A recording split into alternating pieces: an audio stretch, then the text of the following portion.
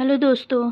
तो आज की कहानी का टॉपिक है हगीज़ वाली बहू शर्मीली। उफ़, कितनी ज़ोरों की सुसु आई है। अगर ज़रा भी देर हुई तो यहीं निकल जाएगी। घर पहुंचने में तो अभी टाइम लगेगा। ऐसा करती हूँ, यहीं पार्क में बने इस पेड़ के पीछे ही बैठ जाती हूँ। गर्मी दोपहर का टाइम है, सभी अपने अपने घरों में अभी सो रहे होंगे। शर्मीली जल्दी से पेड़ के पीछे जाकर सूसू करने बैठ जाती है और कहती है, शर्मीली, सचमुच हल्का होने में जो सुख है वो दुनिया के सभी सुखों से परे है। इतना कहते ही शर्मीली की आंख खुल जाती है और वो देखती है कि उसका बिस्तर गीला हो चुका है। असल में वो एक सपना देख रही थी। वो उठती है तो देखती है कि बिस्तर पर ही उसकी सूसू निकल गई है। शर्मीली, हे राम, इसीलिए बिस्तर पर सूसू करने में इतना मज़ा आ रहा था। लेकिन अब क्या करूं?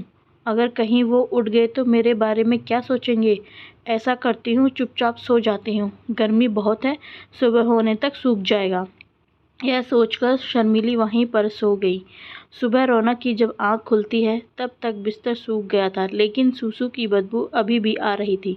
रौनक, ये सूसू जैसी गंदी बदबू हमारे रूम में कैसे आ रही है? शर्मीली, नहीं मालूम जी, हो सकता है कि ये इस गबरू का काम हो। गबरू रौनक का पालतू कुत्ता है। रौनक उसे बहुत प्यार करता था, तो वह शर्मीली की को फूटी आँख नहीं भाता था। वो अपना हर गुनाह गबरू के माथे मढ़ देती थी और आज भी उसने बिल्कुल वैसा ही किया। रौनक ने गबरू को गुस्से में बहुत डांटा। रौनक, गबरू, आजकल बड़ा ही शैतान हो गया तू। पहले तो कभी तू ऐसा नहीं करता था। अरे, जब तुझे घुमाने के लिए बाहर ले जाता हूँ तो अपना ये सब काम वहीं निपटा लिया करना।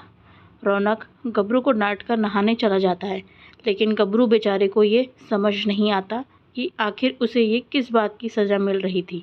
उधर शर्मीली खुद से कहती है, शर्मीली, बचपन से ही मुझे बीमारी है, नींद में सुसु पॉटी कर देती हूँ। न जाने कब मेरी ये गंदी आदत सुधरेगी। शर्मीली बचपन से ही ऐसा करती आई है। वो जब 6 साल की थी तब से ही वो नींद में ही सुसु पॉटी करती आई है। फ्लैशबैक, शर्मीली बचपन में। ओहो, कितनी ज़ोर की सुसु आ रही है। आधी रात हो रही है, कौन बाहर जाए? नींद भी बहुत ज़ोरों की आ रही है। अब कौन इस प्यारी सी नींद को छोड़कर सूसू करने उठे?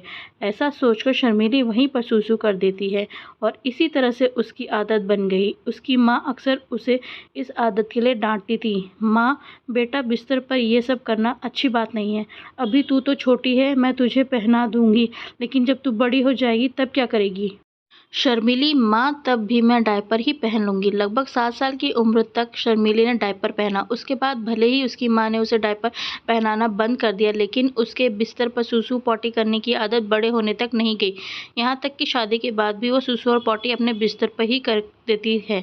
दरअसल वो आदत से मजबूर है। शर्मीली, अभी तो 2 महीने ही हुए हैं शादी को। मुझे जल्दी कुछ करना होगा, नहीं तो मेरे पति को मेरी इस आदत के बारे में पता चल जाएगा।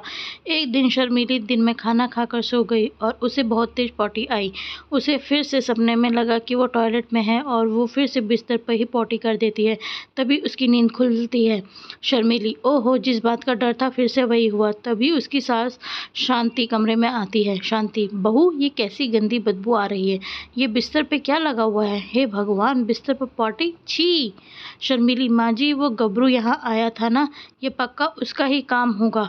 शांति, बिल्कुल सही कहा तूने। मैं तो रौनक को समझाते समझाते थक गई थी कि उसको घर मत ला, लेकिन उसने मेरी एक ना सुनी। अब भुगतो। शर्मीली, आप परेशान मत होइए माँ जी, मैं इसे साफ कर दूंगी। शर्मीली ने फिर से सारा इल्ज़ाम गबरू पे सिर पर डाल दिया। फिर गबरू जैसे ही उसके कमरे में आया वो डंडा लेकर उसको मारने लगी। बेचारा गबरू दुम उठाकर वहाँ से भाग खड़ा हुआ, लेकिन समझ ही नहीं पाया कि आखिर उसके साथ ऐसा क्यों हो रहा है। उधर शर्मीली ने चादर धोकर सूखने डाल दी और नई चादर अपने बेड पर बिछाती, लेकिन उसे अभी भी इस समस्या का हल नहीं मिल रहा था। तभी उसे अपने बचपन की वो बात याद आती है। फ्लैशबैक, शर्मीली बचपन में, माँ, मैं बड़े होकर भी डायपर ही पहनूंगी। शर्मीली, अरे, ये आइडिया मुझे पहले क्यों नहीं आया? अभी बाजार जाकर अपने लिए डायपर खरीद कर लाती हूँ। आज रात को मैं पक्का डायपर पहनकर सोऊंगी। शर्मीली बाजार से डायपर खरीद कर ले आई और रात को उसे पहनकर निश्चिंत होकर सो गई। अगले दिन जब रौनक ऑफिस जाने के लिए तैयार होने लगा तो उसे अपने कपड़े लेने के लिए अलमारी खोल ली। तभी वहां पर रखा डायपर का पैक उसे देख लिया। वो शर्मीली से पूछता है, रौनक, डायपर? अरे शर्मीली, ये एडल्ट डायपर किसका है? शर्मीली, जी ये आपके गबरू के लिए है। आजकल घर में हर जगह गंदगी फैलाए रखता है, जहाँ मर्जी सुसु पॉटी कर देता है। वो अपने पति से ये सब बातें कर ही रही होती है कि तभी उसकी सास शांति वहाँ पर आ जाती है। शांति, हाँ बिल्कुल सही कह रही है बहू। अरे कल तो इसने तुम्हारे बिस्तर पे ही पॉटी कर दी थी। रौनक, गबरू, क्या ये सब सच है? शर्मिली, आप इससे क्या पूछ रहे हो जी? ये कौन सा आपसे कुछ बोलकर आपको सारी बात बताएगा? रौनक, भले ही ये कुछ बोल ना पाए पर झूठ भी तो नहीं बोलेगा, इंसान थोड़ी है ये। शर्मिली, हर रोज़ डायपर पहनकर सोती और अगले दिन सुबह जाकर उसे घर के पीछे नाली में फेंक देती। लेकिन एक रोज़ जब वो डायपर फेंकने गई तो एकदम से आंधी चलने लगी और वो डायपर उड़ते हुए एक पड़ोसन के ऊपर जा गिरा। डायपर में पॉटी लगी हुई थी। पॉटी वाला डायपर देख तो उस पड़ोसन का दिमाग ही खराब हो गया। उस पड़ोसन का नाम ओमवती था। उसकी शर्मीली की सास से बिल्कुल भी नहीं बनती थी और वो डायपर देख चिल्लाते हुए कहती है, ओमवती, इस शांति का तो मैं बताती हूँ, गंदा डायपर मेरे ऊपर फेंकती है, शर्म नहीं आती। ओमवती शांति से लड़ने के लिए उसके घर पहुँच जाती है। ओमवती, शांति, अरे ओ शांति। शांति, क्या हुआ ओमवती, क्यों चिल्ला रही है?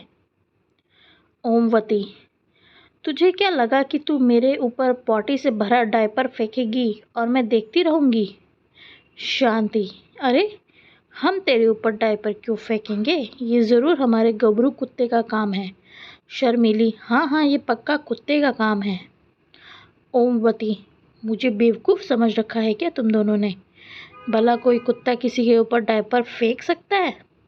मैं अभी पुलिस स्टेशन में तुम लोगों के खिलाफ रिपोर्ट लिखवा कर आती हूँ। इतना कहकर ओमवती वहाँ से सीधा पुलिस स्टेशन चली जाती है। कुछ देर बाद पुलिस उनके घर पहुँचती है। रौनक भी ऑफिस से घर पहुँच जाता है। पुलिस ने रौनक को खूब उल्टी सीधी बातें सुनाई। उधर शर्मिली ने अपना सारा दोष गबरू के ऊपर डाल दिया। ये सब सुनकर रौनक गुस्से में आ जाता है। रौनक, गबरू, मैं तो तुझे बहुत सीधा समझता था, लेकिन ऐसी हरकतें करके तूने मोहल्ले में मेरी नाक कटवा कर रख दी। मैंने तो तुझे बहुत प्यार किया, लेकिन तूने ये सिला दिया मेरे प्यार का। अब मैं तुझे इस घर में एक पल भी और रहने नहीं दूंगा। चल निकल मेरे घर से। रौनक ने गबरू को अपने घर से निकाल दिया और बेचारा गबरू रोते हुए चुपचाप वहाँ से चला गया। हालांकि वो ज़्यादा दूर नहीं गया। शर्मिली, अरे रुको रुको, इन्हें क्यों फेंक रहे हो? इन्हें रहने दो, मेरा मतलब है किसी के काम आ जाएंगे। रौनक, नहीं, आज इस डायपर की वजह से मेरे घर पर पुलिस आई है। मैं इसे अपने घर पर और नहीं रख सकता। रौनक ने वो सारे डायपर उठाकर फेंक दिए।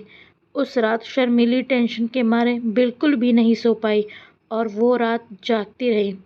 ऐसे ही 2-3 दिन तक तो शर्मिली सोई नहीं, लेकिन फिर एक रात उसकी आंख लग गई और आंख लगते ही जिस बात का डर था वही हुआ। उसने बिस्तर पर सुसु और पॉटी एक साथ कर दी। अगले दिन जब रौनक उठा, उसके बाद उसने जो देखा वह देखकर हैरान रह गया।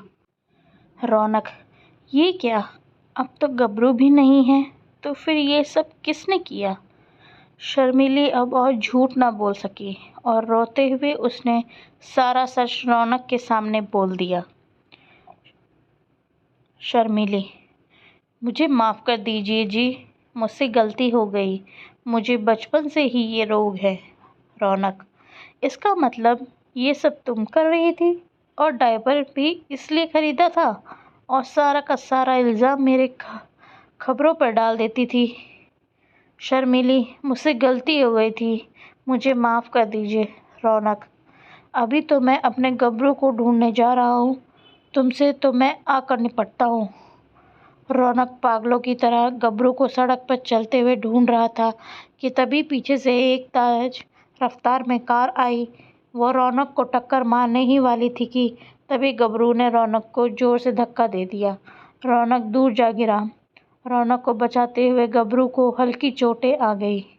रौनक, गबरू मेरा गबरू, तुझे तो चोट आई है, मैं अभी तुझे हॉस्पिटल ले चलता हूँ। रौनक गबरू की मरहम पट्टी करवाकर उसे घर ले आता है। रौनक, देखो शर्मिली, आज तुम्हारे झूठ की वजह से मेरे गबरू को चोट आ गई। आज मेरी जान बचाकर उसने अपनी जान की बाजी लगा दी। शर्मिली, मुझसे गलती हो गई जी। अगर मैं अपनी बीमारी आपसे नहीं छुपाती तो आज ये सब नहीं होता। रौनक, कोई बात नहीं शर्मिली, हम तुम्हें डॉक्टर के पास ले जाएंगे और तुम्हारा अच्छे से इलाज करवाएंगे। शांति, हाँ बहू, तुमने अपनी गलती स्वीकार कर ली, ये बड़ी बात है। रौनक और शांति शर्मिली को अच्छे से डॉक्टर के पास ले जाकर उसका इलाज करवाते हैं। कुछ ही महीनों में शर्मिली को इस बीमारी से छुटकारा मिल जाता है। अब वो बहुत खुश थी। अब वो गबरू को भी बहुत प्यार करती थी। इसके बाद वो खुशी खुशी अपने परिवार के साथ रहने लगी। तो दोस्तों, यह कहानी सुन के आपको कैसी लगी कमेंट्स में ज़रूर बताइएगा। चैनल में नए हैं तो चैनल को सब्सक्राइब ज़रूर करेगा, लाइक शेयर कमेंट ज़रूर करेगा। धन्यवाद।